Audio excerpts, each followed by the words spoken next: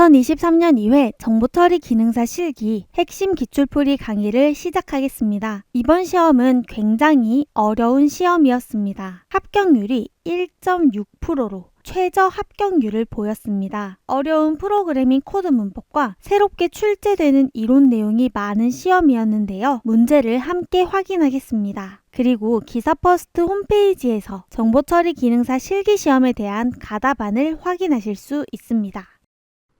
실기시험은 총 20문제가 출제되고 한 문제당 5점입니다. 그럼 첫 번째 문제는 SQL문 문제로 주어진 SQL문에 빈칸을 채우는 문제입니다. 학생 테이블에서 성명이 김으로 시작하는 2학년 학생들의 성명 사진 학년으로 구성된 출석부 뷰를 생성하는 SQL문인데요. 보면 출석부 뷰를 생성하죠. 이 뷰에 저장되는 데이터는 학생 테이블에서 학년이 2학년이고 성명이 김으로 시작하는 튜플의 성명, 사진, 학년 속성을 뷰에 저장합니다. 지문에서 성명이 김으로 시작하는 2학년 학생들이라고 했기 때문에 이 두 개의 조건이 모두 만족해야 하죠. 따라서 AND 문법을 사용하면 조건 1과 조건 2 둘 다 만족하는 튜플을 검색하는 것이 정답이었습니다. AND 연산은 두 조건이 참인 경우에만 참을 반환하는 연산이죠. 따라서 정답은 AND였습니다. 그리고 SQL문은 대소문자를 구분하지 않는 점 참고해 주시기 바랍니다.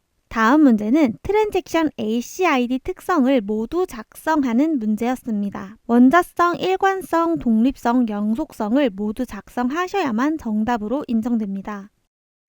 관계대수 문제가 출제되었습니다. 처음 출제되는 문제입니다. 관계대수 내용은 앞으로도 출제될 가능성이 있어 강의 실내 특강으로 제공해 드렸습니다. 따라서 특강을 먼저 시청하신 이후 해당 강의를 이어서 시청해 주시기 바랍니다. 그럼 이어서 문제를 설명드리면 관계대수에서 이 시그마 기호는 조건에 해당하는 행, 튜플을 검색하는 문법입니다. 따라서 STU 테이블에서 조건에 해당하는 튜플을 검색하기 때문에 검색하는 문은 SQL문에서 셀렉트 문이죠. 셀렉트 속성에 대한 조건은 없기 때문에 기본적으로 모든 속성을 검색하고요. from STU 테이블에서 where 조건이 m코드가 101인 튜플을 검색하는 것이 정답입니다. 그리고 별 다른 처리 조건이 없다면 SQL문 끝에는 세미콜론을 꼭 붙여주시기 바랍니다.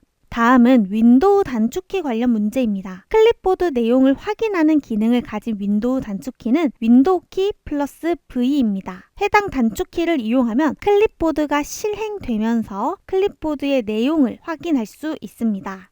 다음은 UDP 프로토콜의 데이터 전송 단위를 묻는 문제가 출제되었습니다. UDP는 유저, 사용자 데이터그램 프로토콜의 약어죠. 여기에 힌트가 있습니다. 정답은 데이터그램이라는 전송 단위를 사용해서 데이터를 전송합니다. 헷갈리실 수도 있는 게 UDP는 전송 계층의 프로토콜로 전송 계층에는 세그먼트 데이터 단위를 사용하는데요. 이 세그먼트 단위를 사용하는 프로토콜은 크게 TCP가 있고요. UDP는 데이터그램이라는 단위를 사용하는 프로토콜입니다.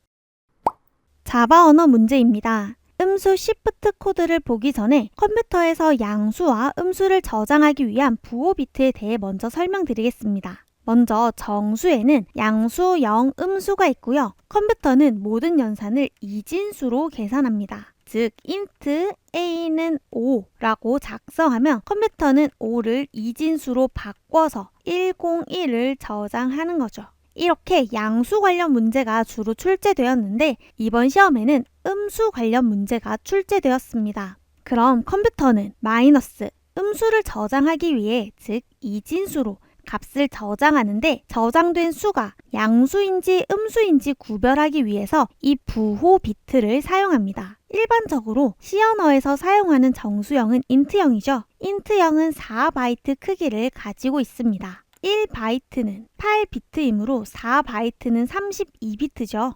따라서 int a는 5를 저장하면 사실은 이 32비트의 값을 저장하게 됩니다. 0000 이어서 하다가 마지막 오른쪽에 101이 저장되고요. 이 비트의 개수가 31비트입니다. 왜냐하면 가장 왼쪽에 이 1비트는 양수와 음수를 구별하기 위한 부호 비트로 사용되기 때문입니다. 부호 비트가 0이면 양수, 1이면 음수입니다. 따라서 플러스 5, 양수 5는 이렇게 값이 저장이 되는데 가장 왼쪽 1비트는 부호 비트 0이고요. 따라서 양수를 의미하고요. 그리고 남은 이 31비트의 이진수를 10진수로 변환하면 2의 0승 더하기 2의 2승을 해서 5가 되는 거죠. 그럼 양수 5를 의미하는 이진수가 된 겁니다. 이렇게 부호 비트를 이용해서 음수 이진수로 변환해 보겠습니다. 음수 이진수로 변환하는 방법을 한 번 더 확인하면 먼저 숫자 5를 이렇게 31비트에 맞게 변환한 다음 가장 왼쪽의 부호 비트를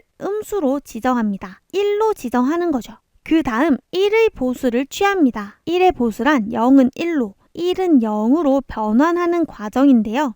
이렇게 변환을 하면 되는데 중요한 점은 부호 비트는 변경되어서는 안 됩니다. 마이너스 5는 항상 음수니까 음수 비트인 1을 유지하는 게 중요합니다. 그 다음 여기서 플러스 1을 해주면 이렇게 이진수가 완성이 됩니다. 즉 마이너스 5를 컴퓨터에 저장하면 이 이진수로 저장되게 되고요. 그럼 이 수가 마이너스 5가 맞는지 확인하는 방법은 거꾸로 해주면 됩니다. 플러스 1을 했으니까 마이너스 1을 해주는 거죠. 즉 1011에서 마이너스 1을 하면 1010이 되죠. 그리고 한 번 더 1의 보수를 취합니다. 1은 0으로 0은 1로 보수를 취하는데 이때도 가장 왼쪽의 부호 비트는 건들지 않는 거죠. 그럼 이렇게 이진수가 되는데 1을 10진수로 변환하면 2의 0승 더하기 2의 2승에서 5죠. 하지만 부호 비트가 1이기 때문에 마이너스를 뜻하게 되면서 마이너스 5가 되는 겁니다. 그럼 코드 볼게요. 변수 s에 마이너스 5를 31비트 오른쪽 시프트한 값을 저장해라입니다. 이전에 학습한 시프트 연산자는 이 두 개의 연산자인데요. 사실 오른쪽 시프트는 한 개 더 있습니다. 차이점을 말씀드리면 화살표가 두 개인 시프트는 아리스메틱 연산으로 산술 연산이라고 하는데요. 산술 연산은 부호에 맞춰서 시프트를 수행하는 연산입니다. 하지만 화살표가 세 개인 이 시프트는 로지컬 연산으로 논리 연산입니다. 부호에 상관없이 무조건 시프트한 자리를 0으로 채우는 연산인데요. 정리하면 이 왼쪽 시프트와 오른쪽 로지컬 시프트는 패딩 비트가 무조건 0인 시프트 연산이고요. 오른쪽 아리스메틱 시프트는 패딩 비트가 부호 비트에 따라 다른 시프트 연산자입니다. 그럼 현재 코드에서 음수를 시프트 하죠. 따라서 음수의 부호 비트 1이 패딩 비트로 채워지는 코드입니다. 함께 보면 먼저 마이너스 5를 이진수로 변환하면 이렇게 나오는데요. 부호 비트가 1인 음수로 지정되어 있습니다. 이를 31비트 오른쪽으로 시프트하면 이 31비트가 모두 없어지면서 패딩 비트로 채워지는 비트는 부호 비트인 1이 이렇게 채워지는 거죠.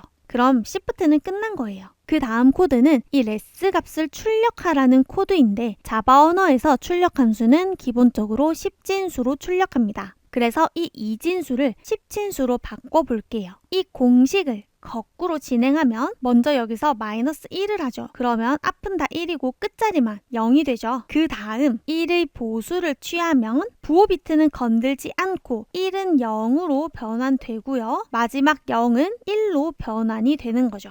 그리고 1을 이진수로 변환하면 이 1이 있는 자리는 2의 0승 1인데 부호 비트가 1이니까 마이너스 음수 취급하면서 마이너스 1이 레스에 저장되어 있는 겁니다. 따라서 출력 결과는 레스 값 마이너스 1이 출력됩니다. 이 시프트 연산자의 심화 내용을 반드시 기억해 주세요. 스트링 토크나이저, 정규 표현식 등 새로운 문법이 많이 포함된 자바 언어 코드가 출제되었습니다. 자세한 설명을 위해 문제풀이 프로그래밍 언어 강의에서 설명드린 내용을 첨부하겠습니다. 서희쌤! 자바 코드에서 긴 코드가 출제되었습니다. 먼저 코드의 큰 구조를 보면 기사 퍼스트 클래스 안에 add 메소드가 있고요. 메인 메소드가 있습니다. 그럼 메인 메소드부터 차근차근 보겠습니다. 먼저 스트링, 문자열 테스트 1을 선언하고 이렇게 문자열을 저장했습니다. 다음은 문자열 테스트 2를 선언하고 이 값을 저장하는데 replace all이라는 메소드를 사용했어요. 이 메소드는 대상 문자열에서 정규식에 일치하는 문자열들을 모두 변환할 값으로 대체하는 치환하는 메소드입니다. 자, 먼저 정규식이라는 용어가 처음 등장했습니다. 정규식은 정규 표현식이라고도 하는데요. 자세히 볼게요. 먼저 정규 표현식은 특정한 규칙, 패턴을 가진 문자열의 집합을 표현하기 위한 문법인데 쉽게 설명드리면 휴대폰 번호의 형식이 패턴이 크게 이렇게 두 가지로 있다고 합시다. 숫자 3자리가 나오고요. 그리고 하이픈, 그리고 숫자 4자리가 나올 수 있고 옛날 휴대폰 번호는 3자리도 있었죠. 따라서 3자리도 나올 수 있고 그 다음 하이픈, 마지막 숫자는 4자리로 구성되는 게 휴대폰 번호의 일반적인 패턴이라고 합시다. 이를 정규 표현식으로 표현하면 처음에는 항상 01이 나와야 해요. 휴대폰 번호가 010, 011, 016, 017, 018, 019가 있었죠. 공통점은 가장 처음 두 자리가 01이라는 겁니다. 그리고 다음 나오는 숫자는 0 또는 1 또는 6 또는 7 또는 8 또는 9가 되어야 하죠. 따라서 문자 클래스를 대괄호로 만들어준 다음에 이 문자 클래스를 하나의 그룹으로 묶어주면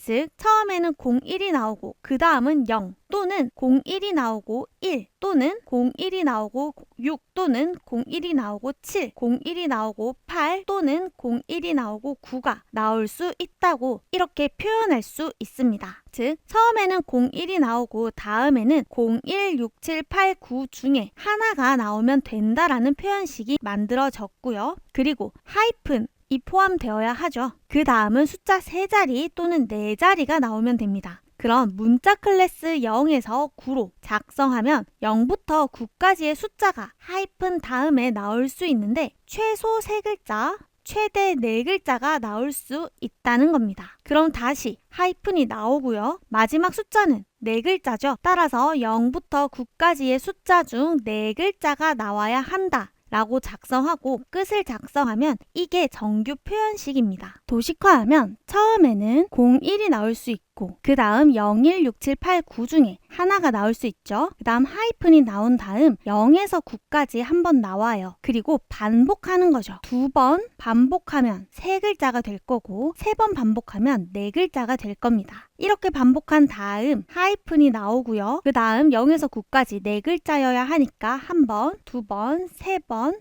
4번 반복하는 거죠. 이렇게 휴대폰 번호 패턴을 정규식으로 작성할 수 있습니다. 그리고 반드시 시작을 01로 해야 할 때 이 시작 기호를 사용하고 반드시 끝이 숫자 4자리라고 할 때 이 끝 기호를 사용하면 되고 생략을 해도 정규 표현식은 정상적으로 작동합니다. 그럼 한 번 더 볼게요. 이메일 패턴을 예로 들면 이렇게 아이디에는 영어 또는 숫자가 나올 거고 그리고 골뱅이 그 다음 영어, 그 다음 점 다시 나올 거고요. 그 다음에는 영어 2자리에서 3자리로 끝나거나 또는 co.kr 같이 영어 2자리에서 3자리가 더 나올 수 있다고 간단하게 가정한 다음 이를 정규 표현식으로 표현을 하면 처음에는 영어 소문자, 대문자, 숫자가 나올 수 있죠. 그리고 골뱅이가 나옵니다. 그 다음에는 영어 소문자, 대문자가 나올 수 있죠. 그리고 다음은 .com 또는 .co.kr을 표현해야 하는데 이 점과 영어 2자리가 한 번 나오거나 또는 이렇게 2번 나와야 하죠. 따라서 이렇게 표현을 해주면 되는데 이때 중요한 거는 이 점은 원래 한 개의 문자를 의미하는 기호로 사용됩니다. 예를 들어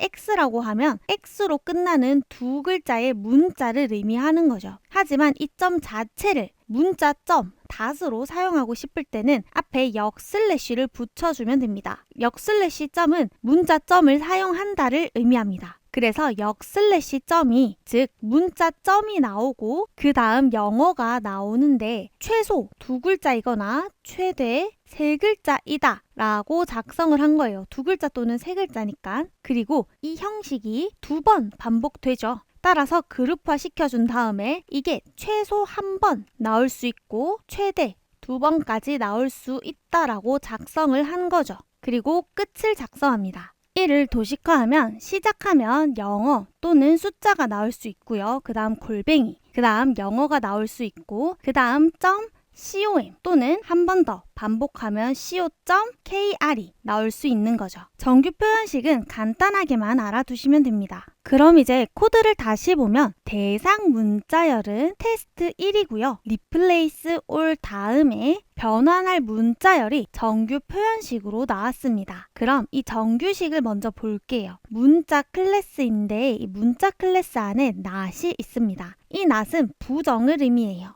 부정은 이 문자 클래스 안에 문자를 제외한 나머지 문자를 의미하기 때문에 이 대상 문자열에서 0에서 9까지의 숫자를 제외하고 콤마를 제외하고 마이너스를 제외하고 그 외의 문자를 이 콤마로 변경해라가 됩니다. 그럼 이 대상 문자열에서 숫자 넘어가고 콤마도 넘어가고 이 공백이 나오죠. 공백도 하나의 문자로 취급하기 때문에 얘를 콤마로 치환, 대체해 주는 겁니다. 그 다음 마이너스, 하이픈 넘어가고 숫자 넘어가고 콤마 넘어가고 그 다음 공백이 나오면 콤마로 치환해 주는 거죠.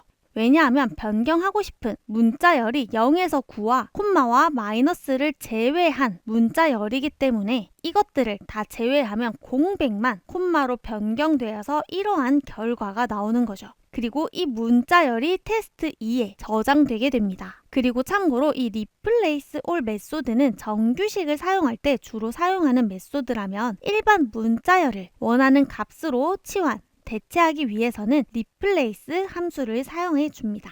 자, 그럼 다음 메인 함수 코드는 스트링 토크나이저입니다. 또 처음 보는 문법이죠. 먼저 스트링 토크나이저는 문자열을 토큰으로 잘라라 라는 의미로 문자열을 지정한 구분자로 분리해라, 슬라이싱 하기 위한 클래스입니다. 코드를 차근차근 보면 스트링 토크나이저 객체 str 토큰을 생성하는데 문법은 문자열 테스트 2를 구분자 콤마를 만나면 분리하라는 겁니다. 이 테스트 2 문자열에서 콤마를 만나면 분리하는데 15에서 콤마를 만나면 이렇게 분리하고요. 그리고 또 콤마를 만나면 분리하는데 값이 없죠. 그럼 넘어가고 마이너스 41까지 갔다가 콤마를 만나면 분리하고 그 다음 12까지 갔다가 콤마를 만나면 분리하고 그 다음 42까지 갔다가 콤마를 만나면 분리합니다. 그리고 마이너스 12까지 갔다가 콤마를 만나면 분리하고 이렇게 2와 4도 분리되는 거죠. 이렇게 모두 분리하였으면 각각 분리한 값을 토큰이라고 하고요. 총 7개의 토큰이 객체 str 토큰에 저장되어 있게 됩니다. 그럼 다음 코드는 또 객체를 생성합니다. 클래스 인테저의 오리지널 ARR을 생성하는데 인테스 확실하게 알지 못해도 정수라는 거는 알 수 있죠. 따라서 정수를 저장하는 배열 객체 오리지널 ARR을 생성한다는데 그 크기는 str 토큰의 count tokens입니다. 이 count tokens 메소드를 호출하면 어떤 값이 반환될까요? 직역하면 수를 세다, 토큰들의 수를 세다죠. 즉 str 토큰에 저장된 토큰의 개수가 몇 개인지 반환되는 함수라고 유추할 수 있습니다. 현재 토큰의 개수가 하나, 둘, 셋, 넷, 다섯, 여섯, 7개죠. 따라서 배열 오리지널 ARR은 크기가 7인 배열이 생성되는 겁니다. 그 다음 코드는 인덱스에 0을 저장하고요. 다음은 while문입니다. while문의 조건을 보면 또 처음 보는데요. str 토큰에 has more tokens입니다. 이 메소드의 기능을 유추하면 또 직역해 보면요. 가지고 있나요? 토큰을 더가 되겠죠. 즉 str 토큰 객체가 남아있는 토큰이 있는가요? 입니다. str 토큰에 토큰을 더 가지고 있나요를 묻는 함수니까 현재 토큰을 가지고 있는지 남아있는 토큰이 있는지를 묻는 거죠. 현재 토큰을 가지고 있죠. 따라서 결과값이 참인 거죠. 그럼 이제 while문에 문장을 실행하게 되는데 배열 오리지널에 값을 저장합니다. 저장하는 값은 순서대로 읽으면 인테저 클래스에 parse int 함수를 호출해라가 되는데 이 parse는 원래 분석하다라는 의미로 사용이 되는데요. 프로그래밍에서는 다른 데이터 타입으로 해석한다로 주로 사용돼요. 따라서 데이터 타입 int 형식으로 해석해라.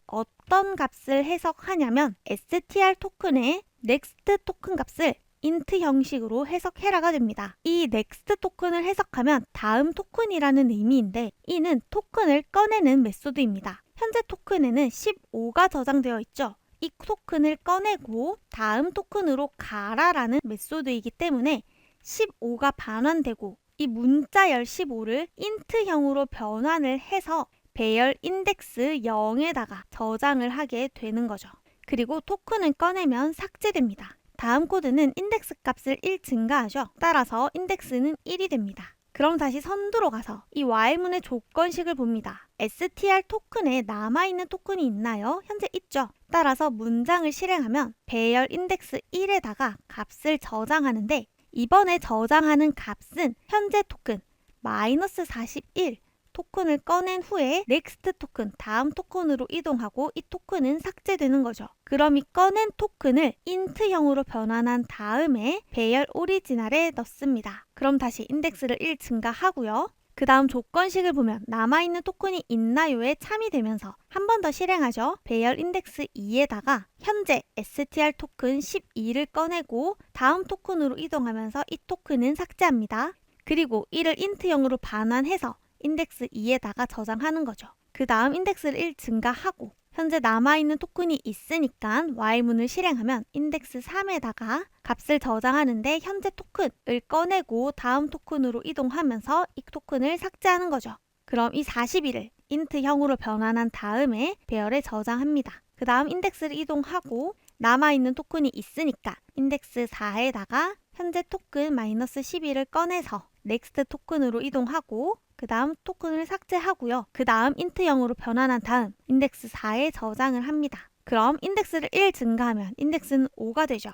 while문을 실행하면 인덱스 5에 현재 토큰 2를 꺼내서 int형으로 변환한 다음 인덱스 5에 저장합니다. 그리고 꺼낸 토큰은 삭제되고 next 토큰으로 이동하는 거죠. 그 다음 인덱스를 1 증가하고 선두로 가면 아직까지 남아있는 토큰이 있으니까 인덱스 6에다가 현재 토큰 4를 꺼내고요. 삭제하고 다음 토큰으로 이동하는데 이제 없어요. 그럼 이 4를 일단 int형으로 변환한 다음 인덱스 6에 저장을 하고 인덱스를 1 증가해 줍니다. 인덱스는 7이 되겠죠. 그리고 이제 선두로 가면 str 토큰에 남아있는 토큰이 있나요를 묻죠. 없죠 이제. 따라서 없다. false가 반환되면서 이 while문이 종료되게 됩니다. 결국 이 while문을 실행하면 배열에 이 값이 저장되어 있게 되는 거죠. 자, 그럼 다음 메인 함수 코드는 인테저 배열 new array를 한 번 더 선언하는데 저장하는 배열은 add 메소드를 호출한 후 반환값을 저장하고 있어요. 따라서 add 메소드를 호출하겠습니다. 먼저 전달하는 값은 첫 번째 배열 오리지널 ARR이고요. 두 번째는 숫자 99입니다. 그럼 이 매개 변수의 순서대로 저장되죠. 그리고 문장을 실행하면 메소드 add에도 인테저 배열의 정수형 배열의 new array를 선언하는데 저장하는 값은 또 새로운 문법입니다. arrays, 배열의 copy of 메소드를 호출하는데 copy는 복사한다는 영단어죠. 따라서 배열을 복사하는데 그 문법은 원본 배열과 복사할 배열의 길이, 크기입니다. 즉, 원본 배열, 전달받은 오리지널 배열을 그대로 복사할 건데 이 new array의 크기는 오리지널 배열의 크기 플러스 1이다 입니다.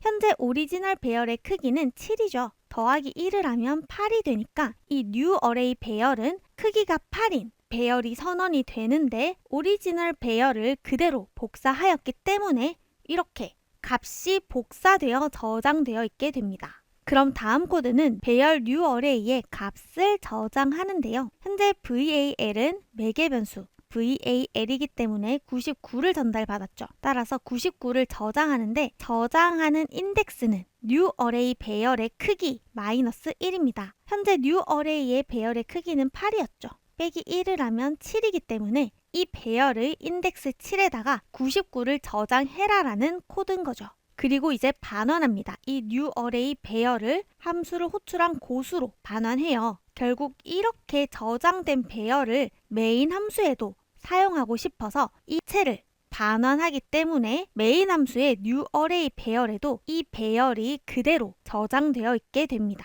그럼 이제 마지막 메인 함수 코드를 볼게요. 인테저 클래스에 변수 맥스 넘버를 선언하고 저장하는 값은 인테저 클래스의 min 밸류 값입니다. 인테저 클래스는 자바에서 기본적으로 제공하는 클래스로 자주 사용되는 함수 또는 상수가 기본적으로 정의되어 있습니다. 따라서 이 min value라는 상수는 인테저 클래스에서 기본적으로 제공하는 상수인데요. 그 값은 정수 마이너스 21억을 의미합니다. 인테저 클래스는 말 그대로 int형, 정수형을 다루는 클래스겠죠. 따라서 int형이 4바이트 크기이므로 총 32비트 중에서 1비트는 부호 비트로 사용하면 나머지 31비트의 값을 저장할 수 있으니까 2의 31승 양수값 21억과 음수값 21억 개를 저장할 수 있습니다. 따라서 이 범위에서 가장 작은 값은 이 값이고요. 맥스 밸류, 이 범위에서 가장 큰 값은 이 클래스에 미리 선언되어 있는 이 값이 되는 겁니다. 그래서 이 인테저 클래스에서 미리 선언된 이 상수 값을 가져다 쓰는 거예요. 따라서 맥스 넘버에 저장된 값은 이 값이 되고요. 다음은 포문이니 디버깅표와 함께 보면 개선된 포문입니다. new array, 이 배열에 저장된 첫 번째 요소를 꺼내서 넘버에 저장하고 포문을 이어서 실행하는 거죠. 따라서 첫 번째 저장된 값 15를 꺼내서 넘버에 저장하고 이 포문을 실행하면 현재 넘버 값이 이 값보다 큰가요? 입니다. 얘는 음수기 때문에 크죠. 따라서 참이 되면서 다음 문장을 실행하면 넘버 값을 맥스 넘버에 저장이라죠. 그럼 이 맥스 넘버가 15가 됩니다. 다시 선두로 가서 배열에 있는 다음 요소를 꺼내서 넘버에 저장하게 됩니다. 그리고 이어서 이 부분을 실행하면 넘버 값 마이너스 41이 맥스 넘버 15보다 큰가요? 이죠. 크지 않죠. 따라서 거짓이면서 이 부분의 문장을 실행하지 않고 바로 선두로 가서 배열의 다음 요소를 꺼내서 넘버에 저장하는 거죠. 그럼 if은 현재 넘버 값이 12가 맥스 넘버보다 큰가요? 거짓이고요. 그럼 바로 선두로 가서 다음 배열의 요소를 꺼내서 넘버에 저장하고 if문을 실행하면 현재 넘버 값 42가 맥스 넘버 15보다 큰가요의 참이 되죠. 따라서 if문의 문장을 실행하면 현재 넘버 값을 맥스 넘버에 저장해라가 됩니다. 그럼 다시 선두로 가서 다음 배열의 요소를 꺼내고요. if문을 보면 맥스 넘버가 더 크죠. 따라서 거짓. 그럼 다음 요소를 꺼내고 if문을 보면 맥스 넘버가 더 크니까 거짓. 다음 요소를 꺼내고 if문을 보면 맥스 넘버가 더 크니까 거짓이 됩니다. 그리고 다음 요소를 꺼내면 99죠. 이때 맥스 넘버랑 비교하면 이 넘버 값이 더 크기 때문에 넘버 값을 맥스 넘버 값에 저장하게 되면서 맥스 넘버는 99가 됩니다. 그리고 이제 다음 배열의 요소가 없죠. 따라서 이렇게 포문은 종료됩니다. 그 다음 실행하는 문장은 출력 함수죠. 현재 맥스 넘버의 값을 출력해라가 되기 때문에 99를 출력하는 코드였습니다. 이번 코드는 굉장히 난해한 코드였습니다. 처음 보는 메소드도 너무 많았고 정규 표현식까지 너무 까다로웠는데요. 앞으로 이런 코드를 대비하기 위해서는 처음 보는 메소드가 어떤 기능을 하는지 유추할 수 있어야 합니다. 어레이스, 배열, 카피, 복사한다 라고 생각하면 배열을 복사하는데 오리지널 배열을 new array 배열에다가 복사를 하는구나. 그리고 랭스, 배열의 크기인데 이 new array의 배열의 크기는 이만큼이구나 까지 유추하면 좋고요. 다음 count tokens는 토큰의 개수를 세는 메소드이구나. 그리고 has more tokens는 토큰을 더 가지고 있는지를 묻는 메소드이구나. 그리고 next 토큰은 토큰을 꺼낸 다음 토큰으로 이동하는구나를 유추할 수 있는 것이 필요합니다만 replace all 함수에서 이 정규 표현식을 해석할 줄 알아야 하고 스트링 토크나이저가 구분자 문자를 기준으로 문자열을 분리하여 토큰화한다는 것을 알아야만 풀 수 있는 문제였습니다. 이렇게 복잡한 코드는 정답률이 매우 낮지만 새로운 함수는 언제든지 출제될 가능성이 있으므로 함수명으로 기능을 유추할 수 있는 스킬이 있는지 판단할 수 있는 코드로 학습해 주시기 바랍니다. 서희쌤! IP 버전 6에 대한 문제가 두 문제 출제되었습니다. 첫 번째 문제는 IP 버전 6의 주소 공간 비트를 묻는 문제로 정답은 128비트죠. IP 버전 6는 16비트씩 8부분, 총 128비트로 구성되어 각 부분을 콜론으로 구분하고요. 16진수로 표현하기 때문에 이런 주소 형식으로 표현됩니다. 그리고 다음 문제는 처음 출제되는 이론 내용으로 IP 버전 6의 특수 주소 공간 중 유니캐스트 주소 공간을 보기에서 고르는 문제입니다. 이 이론 내용은 암기 위주로 간단히 키워드만 학습해 주시면 됩니다. 먼저 기억, 콜론과 슬러시 128을 작성하면 128비트 모두 0으로 설정한 주소입니다. 이 주소는 발신 주소를 미설정한 상태라서 가상적으로만 사용하는 미지정 주소입니다. 여기서 이 슬러시 다음에 있는 128은 비트 수를 의미하고요. 그리고 연속적인 0은 생략이 가능하기 때문에 콜론 슬러시 128은 이 128비트 모두 0으로 지정한 주소를 의미합니다. 그리고 니은은 루프백 주소인데요. 이 128비트 중에 다 0으로 설정하는데 마지막 비트만 1로 설정하는 주소입니다. 이렇게 설정하면 호스트, 즉 수신자의 자기 자신 주소를 가리키는 주소가 되어서 보내는 데이터가 자기 자신한테 반송되는 루프백 주소입니다. 그리고 IP 버전 6와 IP 버전 4를 호환하기 위해 사용되는 주소에는 디귿과 비읍이 있습니다. 즉 96비트를 모두 0으로 설정하고 남은 32비트를 IPv4 주소로 설정하면 96비트와 32비트가 더해져서 128비트로 표현된 IP 버전 6 주소가 되는 거죠. 하지만 현재 디귿, 이 주소는 사용되지 않고요. 비읍과 같이 주로 사용합니다. 80비트는 0으로 설정하고 16비트는 1로 설정한 다음 남은 32비트에 IP 버전 4 주소로 설정하면 IP 버전 4 주소와 호환성을 유지할 수 있습니다. 간략히 알아만 두시면 되고요. 그리고 리얼 1대1 통신을 위한 유니캐스트 주소는 128비트 중 시작 비트 7비트를 이렇게 설정하고요. 1대 다 통신을 위한 멀티캐스트 주소는 128비트 중 시작 비트 8비트를 이렇게 설정합니다. 따라서 문제에서 요구하는 유니캐스트 주소는 리을입니다. 이 문제는 키워드 위주로 간단히만 암기해 주세요.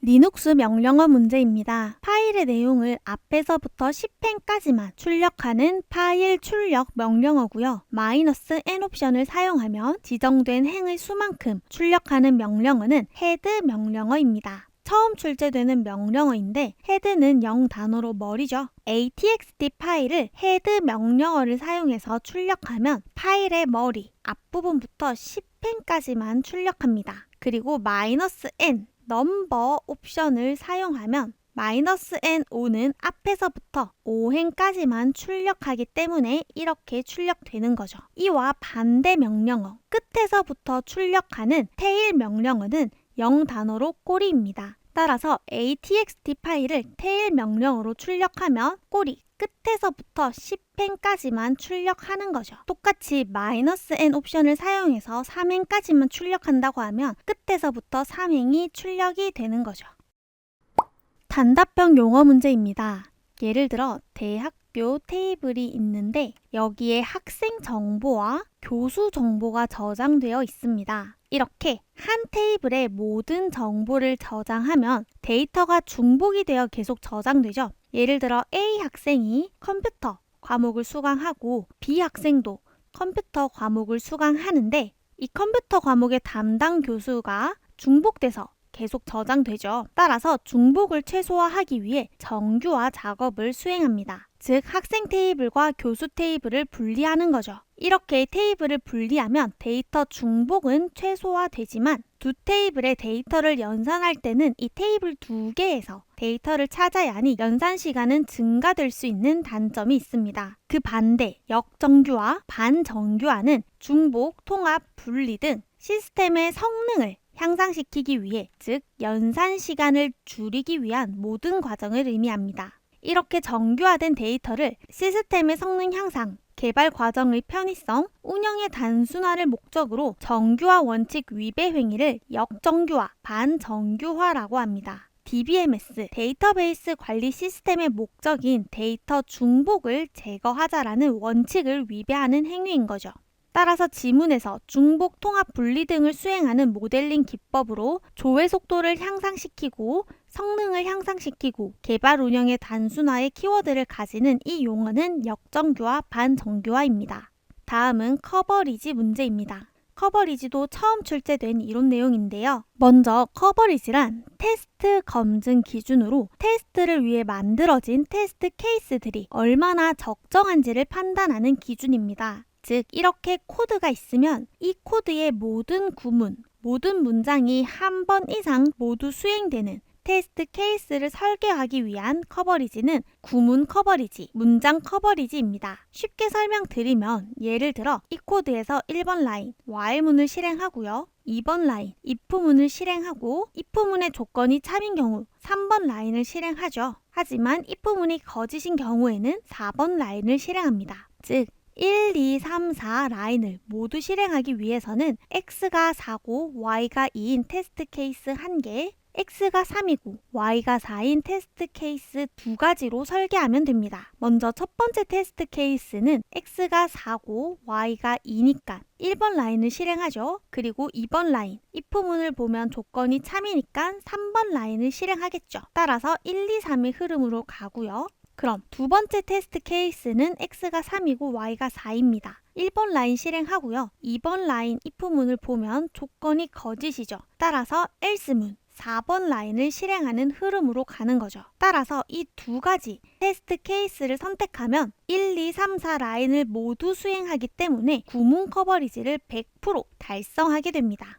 그럼 다음 조건문에 대한 테스트 케이스를 설계하는 결정 커버리지와 조건 커버리지에 대해 설명드리겠습니다. 먼저 결정 커버리지는 이 if문의 조건시 성적이 90점 이상이고 학과가 컴퓨터 공학인 이 전체 조건식에 대해서 참과 거짓을 한 번씩 수행하는 테스트 케이스를 고르면 됩니다. 예제를 보면요. 첫 번째 테스트 케이스는 성적 조건이 참이고 학과 조건이 참이면 AND 연산에 의해 전체 조건식이 참이 되죠. 만약 성적 조건이 참인데 학과 조건이 거짓이면 전체 조건식은 거짓이 됩니다. 이 AND 연산은 두 개의 조건식이 참일 때에만 참을 반환하기 때문이죠. 따라서 이 결정 커버리지는 전체 조건식의 결과가 참, 거짓이 되는 테스트 케이스를 하나씩 고르면, 즉 이 두 가지만 고르면 결정 커버리지를 100% 달성하게 되는 거죠.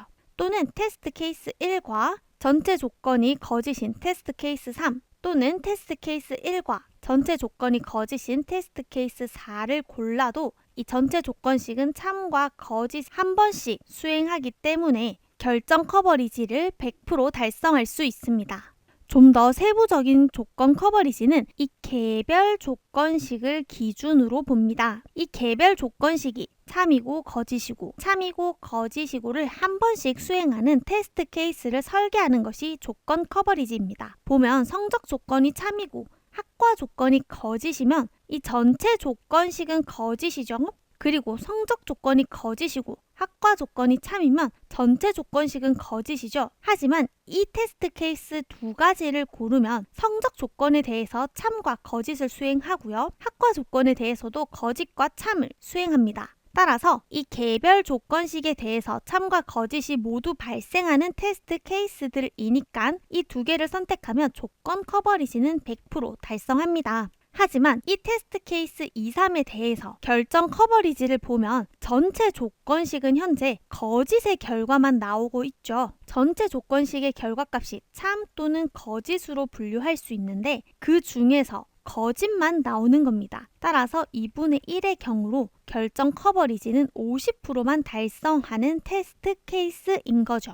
그럼 여기서 만약 테스트 케이스 1과 4를 고른다면 첫 번째 성적 조건은 참과 거짓, 학과 조건 참과 거짓, 개별 조건식에 대해서 현재 참과 거짓을 모두 수행하니까 조건 커버리지는 100% 달성하고요. 그럼 전체 조건을 보면 테스트 케이스 1의 전체 조건은 참이고 테스트 케이스 4의 전체 조건은 F죠. 따라서 전체 조건식에 대해서도 참과 거짓 두 가지의 경우를 모두 수행하니까 100% 달성할 수 있습니다. 모든 문장, 구문에 대한 커버리지는 구문, 문장 커버리지고요. 전체 조건식에 대한 커버리지는 결정, 분기 커버리지, 전체 조건식 내에 개별 조건식에 대한 커버리지는 조건 커버리지입니다. 그 외의 커버리지도 있는데 전체 조건식과 개별 조건식이 참과 거짓을 가져야 하는, 즉 조건과 결정을 합친 조건 결정 커버리지와 전체 조건문에 영향을 끼치는 개별 조건식의 경우만 작성하는 변형 조건 결정 커버리지와 이 개별 조건식에서 가능한 조합을 모두 실행하는 다중 조건 커버리지가 있습니다.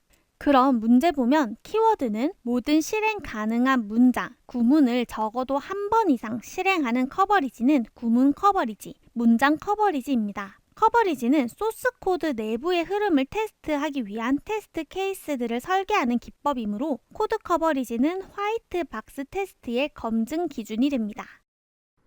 다음은 처음 출제되는 이론 내용, 교착 상태 문제입니다. 교착 상태는 쉽게 말해 무한정 기다리는 현상입니다. 예를 들어 다중 프로그램 실행 환경에서, 즉 여러 개의 작업을 실행하는 환경에서요. 이 프로세스 1이 작업을 진행하기 위해 자원 2를 가져다 쓰고 있어요. 그리고 프로세스 2가 작업을 진행하기 위해 자원 1을 가져다 쓰고 있습니다. 하지만 프로세스 1이 작업을 진행하다가 자원 1이 필요하게 되었을 때 자원 1을 요청합니다. 하지만 자원 1은 프로세스 2가 가지고 있어서 요청에 응답할 수 없는 거죠. 그리고 프로세스 2도 마찬가지로 작업을 진행하는데 자원 2가 필요해서 요청을 했지만 자원 2는 프로세스 1이 가지고 있기 때문에 요청에 응답할 수 없어서 둘 다 자신의 작업들을 끝까지 처리하지 못하고 무한정 기다리는 현상이 교착 상태입니다. 이러한 교착 상태가 발생하기 위해서는 4가지 필요 충분 조건이 있습니다. 이 4가지의 조건을 모두 만족해야 교착 상태가 발생하는 거죠. 첫 번째 상호 배제는 이 자원을 한 프로세스만 사용할 수 있을 때 보유할 수 있는 경우가 상호 배제입니다. 만약 이 자원을 동시에 사용 가능하면 기다릴 필요 없이 자원을 가져다 쓰면 되겠죠. 두 번째는 점유화 대기입니다. 내가 지금 이 하나의 자원을 가지고 있으면서 추가로 다른 사람이 사용 중인 자원을 원해서 대기하고 있을 때 끝내 작업을 처리하지 못하는 교착 상태가 발생하는 거죠. 그리고 세 번째는 비선점입니다. 내가 지금 이 자원을 사용하고 있으면 무조건 우선순위가 날아서 어떤 요청이 와도 자원을 빼앗을 수 없는 경우 비선점이 만족할 때 교착 상태가 발생합니다. 그리고 네 번째는 환영대기입니다. 이는 자원이 이렇게 주어져 있을 때 첫 번째 프로세스가 자원을 사용하고 두 번째 프로세스가 자원을 사용하고 세 번째 프로세스가 자원을 사용하는데 이 마지막 프로세스가 작업을 진행하다가 첫 번째 프로세스 자원을 요청해요. 그리고 첫 번째 프로세스도 두 번째 자원을 요청하고 두 번째 프로세스도 세 번째 자원을 요청하면 자원 할당이 겹치게 되기 때문에 요청에 계속 대기하게 되면서 이 원형에 있는 모든 프로세스가 자원을 기다리는 형태가 만들어지는 것입니다. 그럼 문제를 보면 프로세스들이 서로가 가진 자원을 무한정 기다리며 더 이상 진행될 수 없는 상태, 2개 이상의 작업이 서로 상대방의 작업이 끝나기만을 기다리고 있어 아무것도 완료되지 못하는 상태를 교착 상태라고 합니다. 자바 코드 보겠습니다. 먼저 메인 함수부터 코드를 보면 빅 인테저 x는 new 빅 인테저입니다. 이 new는 객체를 생성하는 문법입니다. 즉, 빅 인테저 클래스의 객체 x를 생성하는 코드인데요. 처음 나온 클래스인 빅 인테저 클래스는 큰 범위의 정수를 다루기 위한 클래스입니다. 먼저 인테저, int는 4바이트입니다. 4바이트, 총 32비트 중에 1비트를 부호 비트로 사용하면 나머지 31비트, 즉 2의 31승 개의 데이터를 표현할 수 있죠. 이는 21억 개인데 부호 비트에 따라서 21억 개의 양수와 21억 개의 음수를 표현할 수 있는 데이터 형식이 int 형식입니다. 하지만 그 이상의 범위를 표현할 수 없기 때문에 이 빅 인테저 클래스를 이용해서 더 큰 범위의 값을 저장할 수 있는 거죠. 하지만 빅 인테저는 정수 값을 다루는 게 아니라 이렇게 문자열로 정수를 다룹니다. 그럼 다음 코드도 빅 인테저 클래스의 객체 y를 생성하는데요. 현재 객체 x에는 문자열 1, 2, 3, 4, 5가 저장되어 있지만 빅 인테저 클래스이므로 이 코드의 의도는 정수값 1, 2, 3, 4, 5를 x에 저장한 거죠. 그럼 똑같이 y에도 문자열 5, 4, 3, 2, 1을 저장하고 있지만 빅 인테저 클래스이기 때문에 코드의 의도에 따라서 정수값 5, 4, 3, 2, 1을 y에 저장한 겁니다. 그럼 다음 코드는 출력 함수인데요. x.compare to y 이 함수의 반환값을 출력합니다. 그럼 compare to 메소드가 뭐냐면 이 대상이 되는 x 값을 y 값과 비교해라 라는 메소드입니다. 그럼 결과값이 세 가지 경우가 있겠죠. 첫 번째, 대상이 되는 이 x 값이 더 클 경우 또는 같을 경우 또는 더 작을 경우가 있을 겁니다. 이 경우마다 반환값이 다릅니다. 더 클 경우에는 1을, 같을 경우에는 0을, 더 작을 경우에는 마이너스 1을 반환하게 됩니다. 이 대상이 되는 x 값이 비교하는 값 y보다 클 경우에는 1, 같을 경우에는 0, 작을 경우에는 마이너스 1을 반환하는 거죠. 그럼 현재 x는 1, 2, 3, 4, 5고 y는 5, 4, 3, 2, 1이죠. 현재 x값이 더 작습니다. 따라서 이 함수의 결과값은 마이너스 1이 되고요. 이 결과값을 출력하는 문장을 실행하면 코드의 출력 결과는 마이너스 1인 겁니다.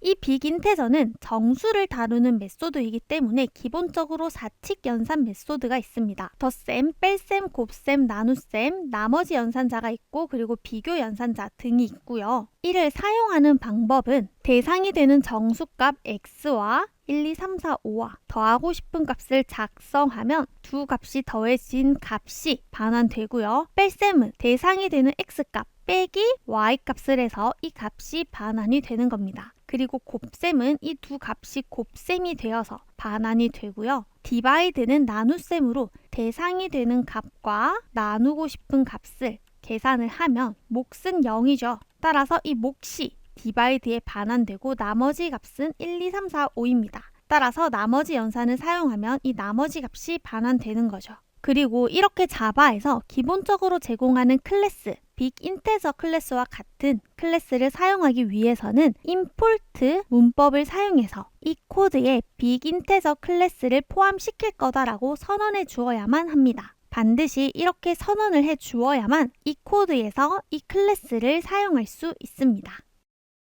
C 언어 코드 보겠습니다. 변수 x에 344를, 변수 y에는 215를 저장하였고요. 다음은 while문입니다. 디버깅표와 함께 보면 첫 번째 while문의 조건은 x값이 y값과 다르냐인 거죠. 현재 x값과 y값은 다릅니다. 따라서 이 while문을 실행하면 if문이죠. if문의 조건은 x값이 y값보다 큰가요? 입니다. 현재 x값이 더 크죠. 따라서 if문에 참이 되면서 if문의 문장을 실행하면 x에 x-y 값을 저장합니다. 현재 x값 344에 y값 215를 빼서 x에 저장하면 x는 129가 되는 거죠. 이렇게 if문을 모두 실행했으면 선두로 가서 while문의 조건식을 한 번 더 보죠. 현재 x값은 129, y값은 215입니다. 129와 215가 다른가요의 참이니까 if문을 실행하는데 if문의 조건식 x값 129가 y값 215보다 작나요의 거짓이 되죠. 따라서 이 else문의 문장을 실행하면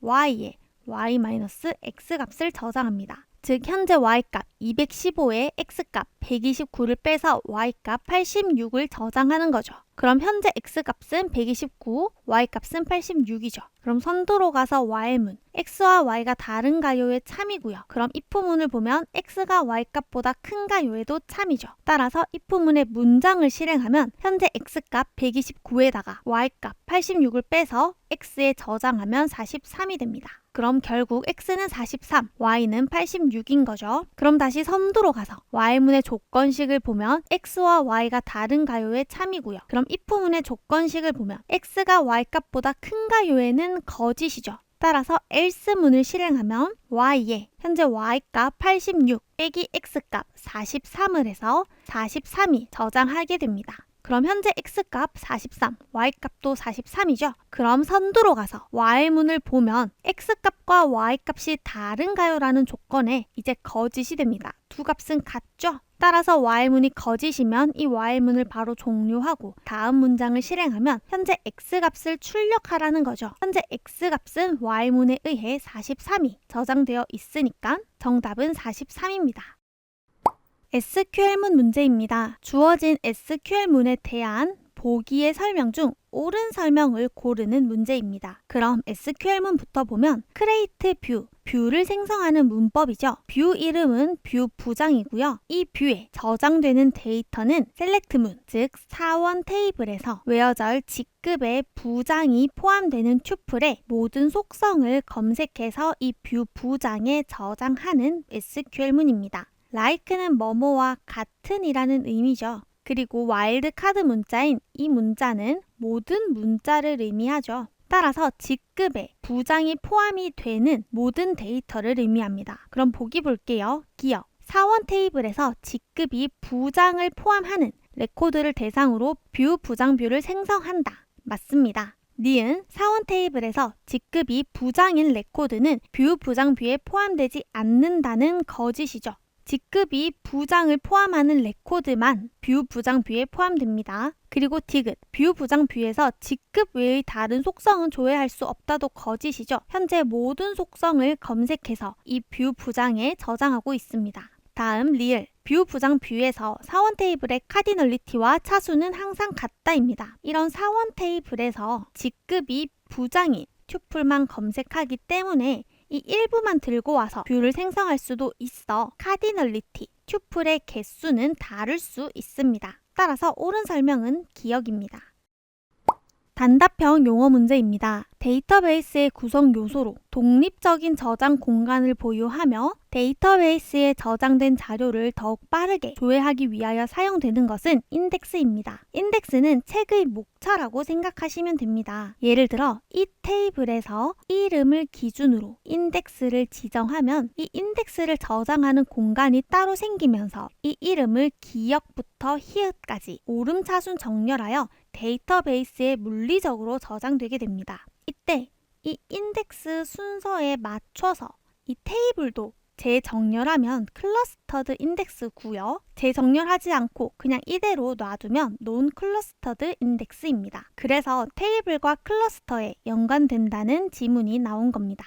다음은 SQL문의 빈칸을 채우는 문제입니다. 공단에서 시험 문제를 공개하지 않습니다. 이 문제는 특히 복원이 어려워 임의로 제작한 문제입니다. 서브쿼리 관련 문제가 출제되었다 해서 기사 시험에 출제된 문제를 응용한 문제인 점 참고 부탁드립니다. 그럼 문제를 보면 R1 테이블과 R2 테이블을 참고하여 전자공학과 학생 중 강남길 학생이 수강하는 과목의 과목 번호와 과목 이름을 검색하는 이 SQL문의 빈칸을 채우는 문제입니다. SQL문을 보면 R1 테이블과 R2 테이블에서 즉 이 두 테이블을 조인해야 하니까 공통 속성을 찾아서 조인하죠. 즉 공통된 속성인 이 학번을 찾아서 조인한 다음 R1 테이블의 학과가 전자공학과이고 R1 테이블의 이름이 강남길인 튜플을 검색합니다. 그럼 이 모든 조건을 만족해야 하니까 이 빈칸 안에 들어갈 정답은 AND 연산입니다. AND 연산은 이 세 개의 조건이 모두 만족할 경우에만 참을 반환하기 때문에 전자공학과여야 하고 이름도 강남길이어야 하고 이 두 테이블을 조인해야 하는 이 세 가지 조건에 모두 만족하는 튜플을 검색하는 겁니다.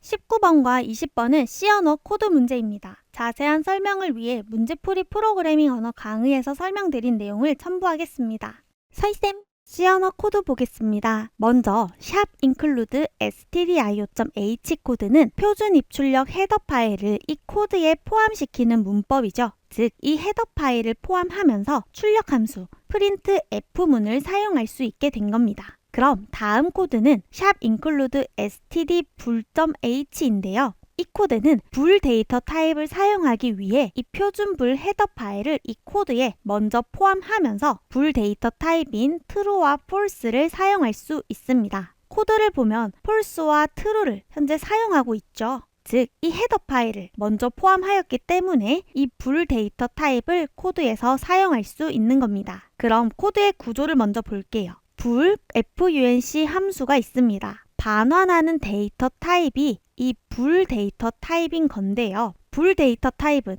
true 또는 false의 값을 가지는데요. 따라서 이 함수를 보면 return 반환하는 값이 false이거나 반환하는 값이 true입니다. 즉 반환하는 값의 데이터 형식이 불린 데이터 형식이니까 이 함수의 반환형을 불로 지정하였습니다.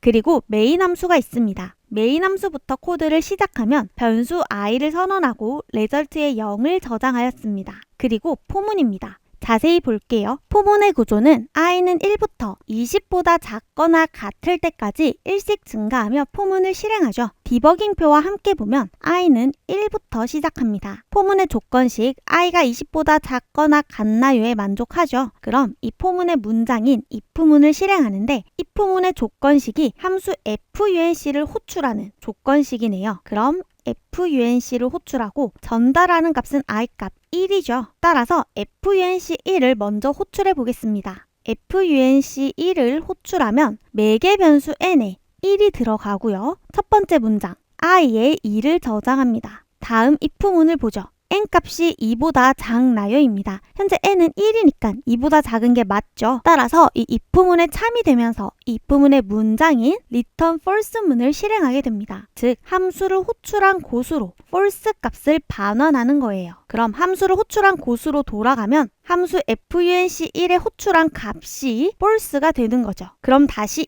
if문을 보면 이 함수를 호출한 값이 false가 되는 거죠. 즉 조건식이 거짓이 되는 겁니다. if문의 조건식이 거짓이면 if문의 문장을 실행하지 않고 바로 선두로 가서 i 값을 1 증가하죠. 따라서 i는 2가 되고요. 포문의 조건식에는 만족하니까 한 번 더 if문을 실행하는 거죠. 다시 if문의 조건을 보면 func2를 호출하게 됩니다. 그럼 이 func2를 호출해 볼게요. func2를 호출하면 매개 변수 n에 2가 저장되고요. 문장을 실행하면 i에는 2가 저장되고 첫 번째 if문 n이 2보다 작나요라는 조건에 이제 거짓이죠. 2는 2보다 작지 않으니까 거짓이고 그럼 두 번째 if문을 봅니다. 두 번째 if문은 현재 n값이 2인가요입니다. 2가 맞죠? 따라서 이 두 번째 if문에 참이 되면서 그 문장을 실행하면 return true입니다. 함수를 호출한 것으로 이 true 값을 반환하는 거죠. 그럼 이 true 값을 호출한 곳으로 반환하게 되면 함수 func의 결과값이 반환값이 true가 되는 거고요. 그럼 이 메인 함수의 if문의 조건식의 결과값이 true가 되는 겁니다. 즉 참이라는 거죠. if문의 조건식이 참이니까 if문의 문장을 실행하게 됩니다. result에 값을 저장하는데요. 현재 result 값은 0이고요. i 값은 2죠. 따라서 0 더하기 2를 해서 result에 일단 2가 저장됩니다. 이렇게 if문을 모두 실행했으면 선두로 가서 다시 i 값을 1 증가하면 i는 3이 되고요. 조건식에 만족함으로 한 번 더 if문을 실행하면 func3을 호출하게 됩니다. func3을 호출하면 매개 변수 n에 3이 저장되고 i에 2가 저장되고요. 첫 번째 if문 3이 2보다 작나요에는 거짓이고 두 번째 if문 3이 2와 같나요에도 거짓입니다. 그럼 이제 이 while문을 실행하게 되는데요. while문의 조건식을 보면 true, 항상 참입니다. 조건식이 항상 참인 문법을 무한 반복문이라고 하죠. 그럼 실행하는 문장을 먼저 볼게요. 안에 if문을 보면 현재 n값 3이 i 곱하기 i값 2 곱하기 2값보다 작나요입니다. 2 곱하기 2는 4죠. 즉 3은 4보다 작은 게 맞습니다. 이 if문이 참인 거예요. 그럼 이 if문의 문장을 실행하면 브레이크문이죠. 브레이크문은 이 무한 반복하는 문을 즉 while문을 당장 바로 종료하라는 문법입니다. 따라서 이 while문이 바로 종료돼요. 그리고 while문의 다음 문장을 실행하면 return true입니다. true 값을 함수를 호출한 곳으로 반환하라네요. 그럼 함수를 호출한 곳으로 true를 반환하면 즉 이 if문의 조건식이 true가 되는 거고요. 그럼 이 문장을 실행하죠. 현재 result 값과 i 값을 더해서 result에 저장하면 5가 됩니다. 다시 선두로 가서 I 값을 1 증가하고 포문의 조건식에 만족하니까 if문에서 조건식 FUNC4를 호출하게 됩니다. FUNC4를 호출하면 매개 변수 n에 4가 저장되고 I 값은 2고요. 첫 번째 if문 n이 2보다 작나요의 거짓, 두 번째 if문 n이 2인가요에도 거짓이죠. 그럼 이 무한 반복문을 한 번 더 실행하게 되는데 while문의 첫 번째 if문 현재 n값이 2 곱하기 2보다 작나요입니다. 작지 않죠? 거짓이죠. 그럼 이제 두 번째 if문을 볼게요. 두 번째 if문의 조건식은 n을 i로 나눈 나머지 값이 0인가요? 입니다. 이 조건식은 i는 n의 약수인가를 묻는 거예요. 현재 i 값은 2죠. 즉 2가 n값 4의 약수인가를 묻습니다. 4를 2로 나누면 나머지 값이 0이 맞죠. 즉 약수가 맞죠. 따라서 이 if문의 조건이 참이 되면서 문장을 실행하면 함수를 호출한 고수로 false 값을 반환해라가 됩니다. 호출한 고수로 false 값을 반환하면요. 함수 FUNC4의 결과값이 false가 되고 이 if문의 조건식이 false면서 if문을 실행하지 않고 바로 선두로 가서 I 값을 1 증가하게 됩니다. I는 5가 돼요. 그럼 포문의 조건식에 만족함으로 한 번 더 if문을 실행하면 FUNC5를 호출하게 됩니다. FUNC5를 호출하면 매개 변수 n에 5가 저장되고 i는 2고요. 이 두 개의 if문에는 거짓이죠. 따라서 이 while문을 실행하는데 첫 번째 if문을 보면 5가 i의 제곱보다 작나요입니다. 거짓이죠. 따라서 이 두 번째 if문을 보면 현재 i 값 2가 n, 5의 약수인가를 묻습니다. 거짓이죠. 따라서 if문의 문장을 실행하지 않고 이 i++를 실행하게 됩니다. i 값을 1 증가하는 거예요. 그리고 while문의 문장을 모두 실행하였으니 선두로 가서 while문의 조건식을 보는데 항상 참이죠. 즉 무한 반복문이니까 이 if문을 한 번 더 비교하는 겁니다. 첫 번째 n 5가 i의 제곱 3의 제곱보다 작나요입니다. 참입니다. 9보다 작죠. 따라서 이 첫 번째 if문의 문장인 브레이크문을 실행하게 되면 무한 반복 중이었던 이 while문을 바로 종료하게 되면서 다음 문장을 실행하게 되는 겁니다. return true죠. 함수를 호출한 고수로 true 값을 반환하라는 거예요. 함수를 호출한 고수로 true를 반환하면 이 if문의 조건식이 true가 되고 따라서 if문의 문장을 실행하면 result에 값을 저장합니다. result 더하기 i 값을 result에 저장하면 result는 10이 되죠. 그 다음 선두로 가서 i 값을 1 증가하고 포문의 조건식에 참이니까 if문의 조건식을 한 번 더 보면 FUNC6을 호출하게 됩니다.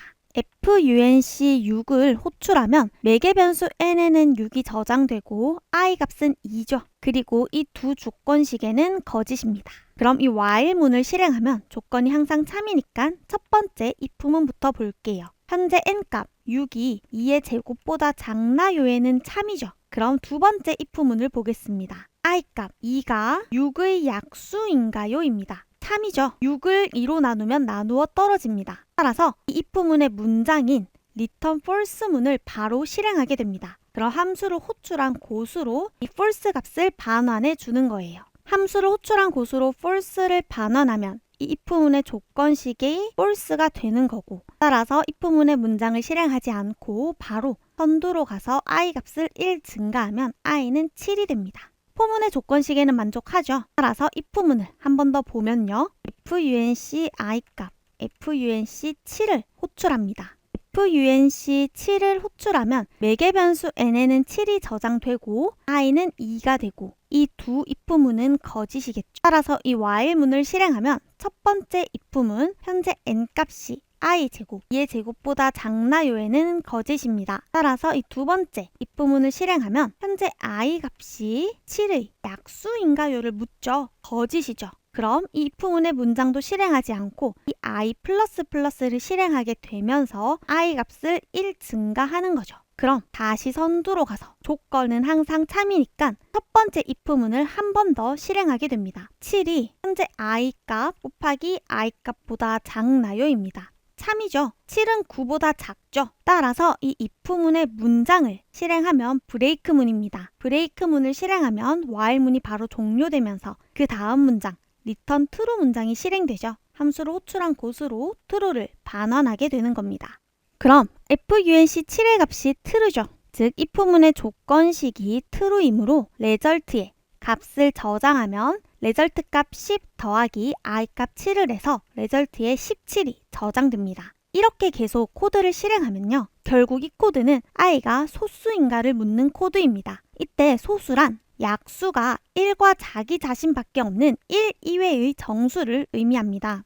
2의 약수는 1과 2고 3의 약수는 1과 3, 4의 약수는 1, 2, 4, 5의 약수는 1, 5, 6의 약수는 1, 2, 3, 6, 7의 약수는 1, 7이죠. 이렇게 약수를 구하면 약수가 1과 자기 자신밖에 없는 수를 소수라고 합니다.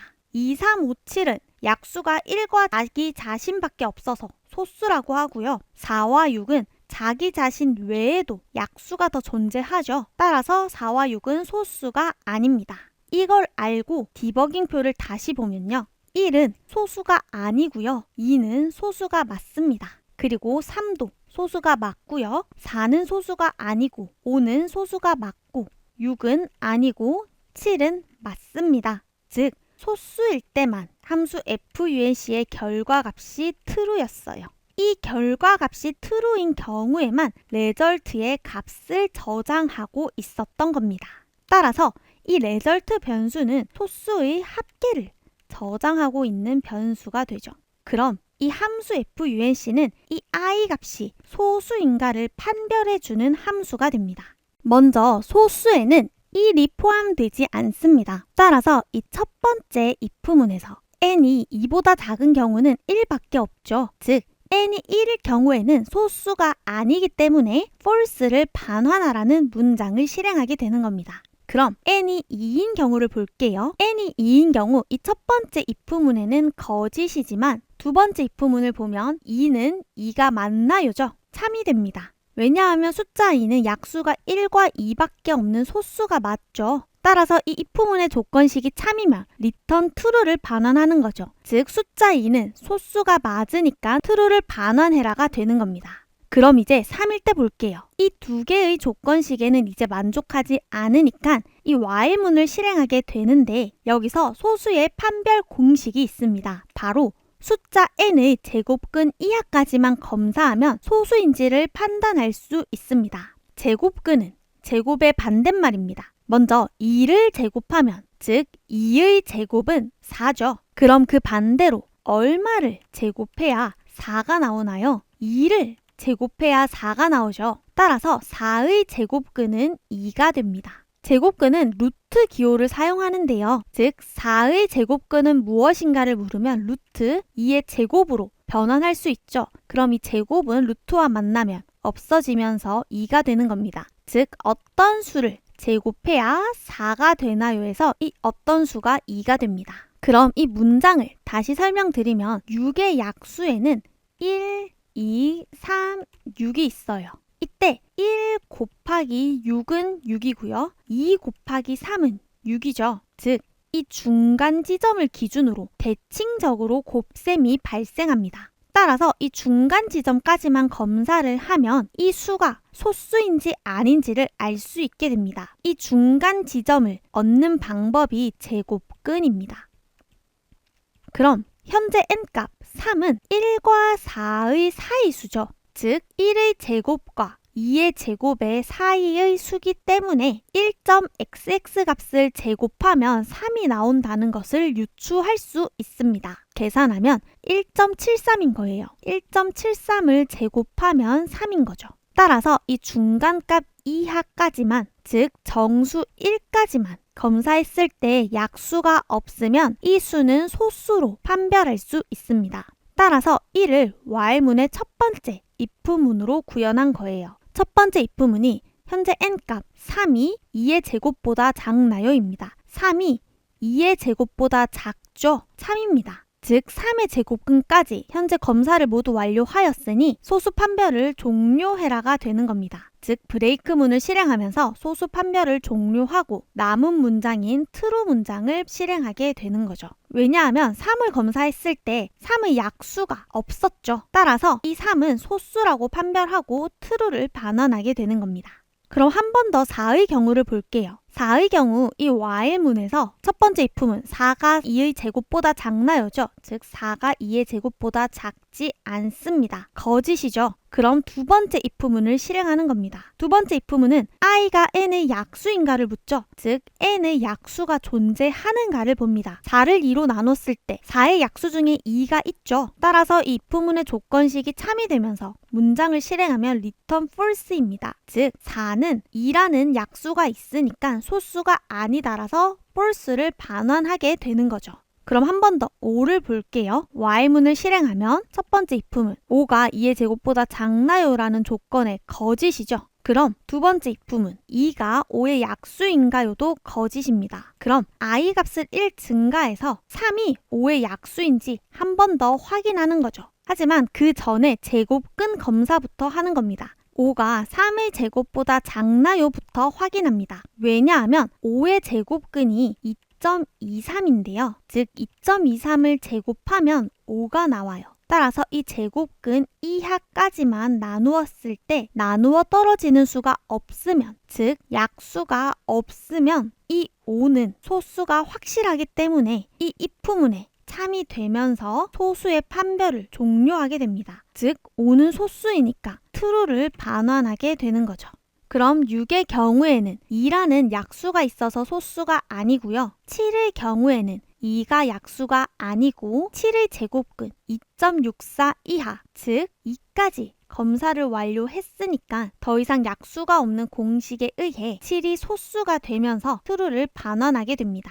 이렇게 소수를 판별하게 되는데요. 언제까지? 포문의 조건식이 i가 20보다 작거나 같을 때까지 소수를 판별하게 됩니다. 따라서 7 다음의 소수는 11이고 그 다음은 13, 그 다음은 17, 그 다음은 19가 되고요. 이 소수를 모두 더하면 77이 레절트에 저장됩니다. 그리고 i가 21일 때는 포문의 조건식이 거짓이 되면서 이렇게 포문을 종료하게 되는 거죠. 포문이 종료되면 다음 실행하는 문장은 printf문, 레절트 값을 출력하라는 거죠. 현재 레절트 값은 77이니까 77이 출력되는 코드였습니다. 결국 이 코드는 1부터 20까지의 숫자 중에서 함수 func를 호출하면서 소수를 찾게 됩니다. 소수인 경우, 즉 func의 반환값이 true인 경우에는 레절트의 합계를 저장해서 1부터 20까지의 소수의 합계를 구하는 코드였습니다. 서희쌤, 이 문제도 C 언어 코드 문제입니다. 소수점이 있는 실수 관련 문제인데요. 실수를 표현하는 방식에 대해서 먼저 학습한 후 코드를 확인하겠습니다. 이와 관련된 자세한 설명을 위해 문제풀이 프로그래밍 언어 강의에서 설명드린 내용을 첨부하겠습니다. 서희쌤, 실수의 심화 내용인 실수의 표현 방식입니다. 일반적으로 실수를 표현할 때 3.14로 표현하죠. 즉 정수 부분과 소수 부분으로 나누어서 표현을 하는데 컴퓨터에 이를 저장할 때는 이렇게 정해진 비트 수를 이용해서 저장하는 방식을 고정 소수점 방식이라고 합니다. 이렇게 정해진 비트 수를 이용해서 값을 저장하기 때문에 많은 범위의 수를 나타낼 수 없는 단점이 있어서 큰 수를 다루거나 정밀한, 세밀한 수를 다루는 컴퓨터는 부동소수점 방식이라는 것을 이용합니다. 예를 들어 3.14를 곱하기 10의 0승을 하면 그대로 3.14죠. 그럼 소수점을 조금 옮겨서 0.314를 곱하기 10의 1승을 하면 한 칸 옮겨지는 계산을 하면 또 3.14입니다. 값은 똑같죠. 그럼 한 번 더 소수점을 옮겨서 0.0314를 10의 2승을 하면 계산되는 값은 두 칸 옮겨지면서 3.14 똑같은 값을 가지죠. 지금처럼 3.14를 표현하는 방식이 다양합니다. 이렇게 소수점을 옮기면 지수를 변경해 가면서 3.14를 다양한 방식으로 표현할 수 있는데 이때 이 앞부분을 가수 10의 제곱 부분을 지수라고 합니다. 그럼 이 컴퓨터는 이 수를 지수부와 가수부로 나누어서 저장합니다. C 언어 실수형의 기본형인 더블형은 8바이트라서 총 64비트인데요. 따라서 이 64비트에서 1비트는 부호 비트, 11비트는 지수부, 52비트는 가수부로 사용하게 됩니다. 이렇게 지수와 가수를 이용하면 더 넓은 범위의 정수값을 저장할 수 있는 거죠. 그리고 실수 데이터 타입 중에 플로트도 있죠. 플로트는 4바이트로 총 32비트이기 때문에 지수부는 8비트, 가수부는 23비트를 차지합니다. 하지만 여기서 컴퓨터는 10진수가 아니라 2진수를 이용하죠. 즉, 이 가수부도 2진수, 지수부도 2진수로 저장하게 되는데요. 그럼 이 3.14를 2진수로 변환해서 지수부와 가수부에 저장해 보겠습니다. 먼저 정수 부분. 3은 나머지 연산자를 이용하죠. 3을 2로 나누면 몫이 1이고 나머지는 1이기 때문에 이렇게 읽어주면 3을 2진수로 변환하면 1, 1입니다. 그럼 2의 0승 1과 2의 1승 2를 더해서 3이 되는 것을 확인할 수 있죠. 그럼 다음은 소수점을 2진수로 변환하는 방법은 2를 곱해줍니다. 0.14를 2로 곱하면 0.28이고 계속 0.28을 2로 곱하면 0.56이고요. 0.56을 2로 곱하면 1.12입니다. 이때 곱한 값에 정수 부분이 1이 생기면 1을 제외하고 한 번 더 계속 곱해주는 거죠. 0.12를 곱하면 0.24, 0.24에 2를 곱하면 0.48, 0.48에 2를 곱하면 0.96, 0.96에 2를 곱하면 1.92가 됩니다. 이렇게 계속 계산하면 2를 곱했을 때 마지막 값이 1.0이 나오면 변환이 종료되는 공식을 이용하여 이진수로 변환합니다. 그럼 이 앞부분을 따는 거죠. 앞부분을 따면 00100001이 이 소수 0.14를 이진수로 변환한 값이 됩니다. 이렇게 2를 곱했을 때 1.0이 나올 때까지 계속 변환하면 이 소수점 0.14는 한없이 변환됩니다. 왜냐하면 소수점의 가장 왼쪽 자릿수는 2의 마이너스 1승이고요. 그럼 마이너스 2승, 마이너스 3승, 마이너스 4승, 마이너스 5, 6, 7승까지 쭉 이어지는데 이 1인 부분만 보면 2의 마이너스 3승은 2의 3승분의 1입니다. 즉 8분의 1을 계산하면 0.125고요. 그럼 2의 마이너스 7은 2의 7승분의 1이기 때문에 128분의 1을 계산하면 0.0078125입니다. 그럼 이 두 수를 더하면 0.1328125가 되기 때문에 1을 0.14를 만들기 위해서 뒤에 이진수 값이 계속 붙는 거죠. 이렇게 붙으면 결국 0.14의 근사 값이 이진수로 표현됩니다. 이 말은 결국 컴퓨터는 10진수로 표현한 이 0.14를 정확하게 만들 수는 없는 겁니다. 따라서 부동소수점 방식을 이용하여 실수를 저장하는 컴퓨터는 근사값을 저장할 수도 있기 때문에 정확한 수를 저장할 수 없어 오차가 발생할 수 있는 것이 특징입니다. 그럼 이렇게 표현된 이진수를 부동소수점 방식으로 표현하면 11.001001하고 곱하기 2의 0승이 되는 거죠. 지수의 밑을 2로 표현하면 이진수로 표현한 겁니다. 그럼 0.14 소수점을 정확하게 저장할 수 없다는 것을 생각하면서 문제를 보겠습니다.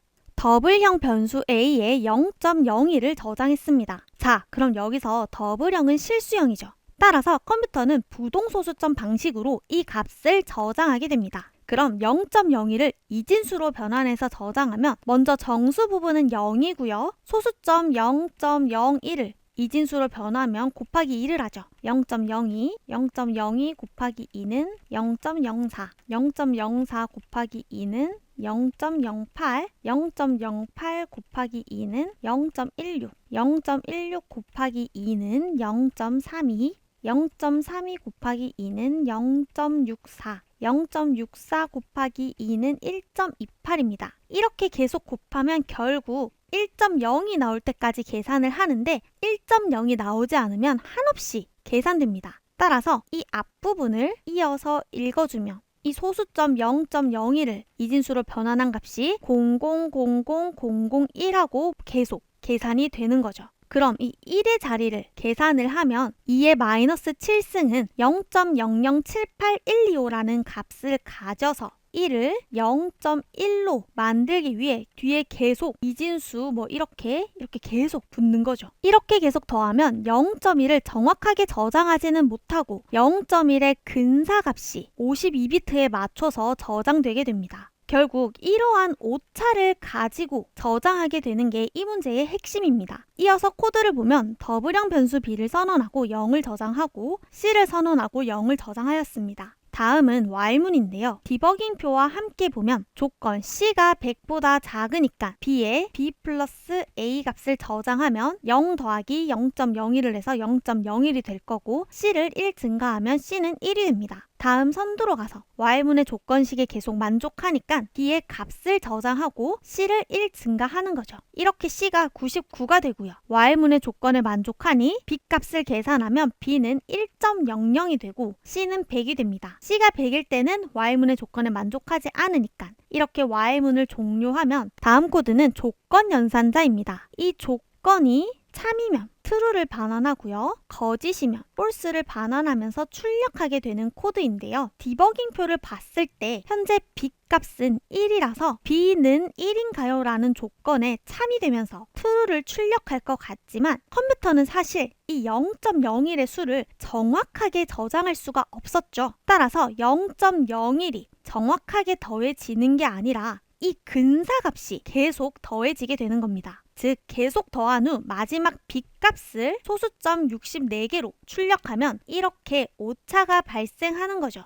원래 더 복잡한 수가 출력이 되는데 흔히 사용하는 C, 자바 프로그램에서는 자체적으로 어느 정도 오차 보정을 해줍니다. 그래서 보기 좋게 이렇게 출력되지만 1의 값을 가지지는 않는 거죠. 따라서 실수형 변수 B에 저장되는 값은 1이 아니기 때문에 이 조건 연산식의 결과값이 거짓이 되면서 거짓의 값, false를 출력하게 되는 코드였습니다. 이런 부동소수점의 오차 관련 내용은 심화 내용입니다. 실수의 표현 방식 두 가지, 고정소수점 방식과 부동소수점 방식이 있다는 것을 참고해 주시고요. 소수점을 이진수로 변환하는 방식도 한 번 더 학습해 주세요. 서희쌤!